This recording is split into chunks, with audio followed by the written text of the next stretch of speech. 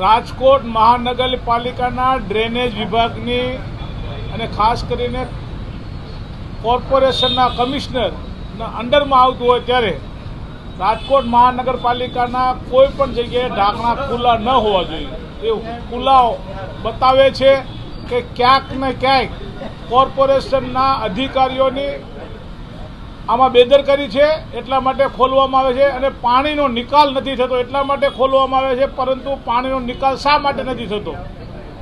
Pre monsoon કામગીરી જો વ્યવસ્થિત કરી હોત તો આ પરિસ્થિતિ ન થાત. રાજકોટમાં ગ્રીન લેન ચોકડી પાસે આજે એક વયોવૃદ્ધ વડીલ કે પોતાના સ્કૂટર સાથે ગટરની અંદર સ્કૂટર આગળ જતું રહ્યું અને 10 લોકોએ એ બાપાને અને બાઇકને બહાર કાઢ્યા.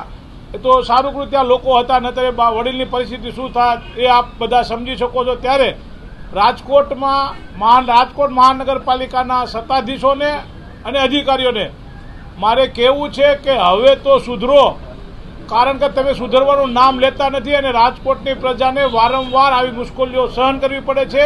એ મુશ્કેલીઓ સહન ન કરવી પડે એના માટે ફરી એકવાર રાજકોટ મહાનગરપાલિકાના કમિશનરને, શાસકોને વિનંતી કરું છું કે હવે વારંવાર ઢાંકણા ખુલ્લા ન રાખે. બેદરકારી કોની આવે? બેદરકાર કોણ? રાજકોટ મહાનગરપાલિકાના કર્મચારીઓ, ખાસ કરીને ડ્રેનેજ વિભાગના અધિકારીઓની જવાબદારી બને છે.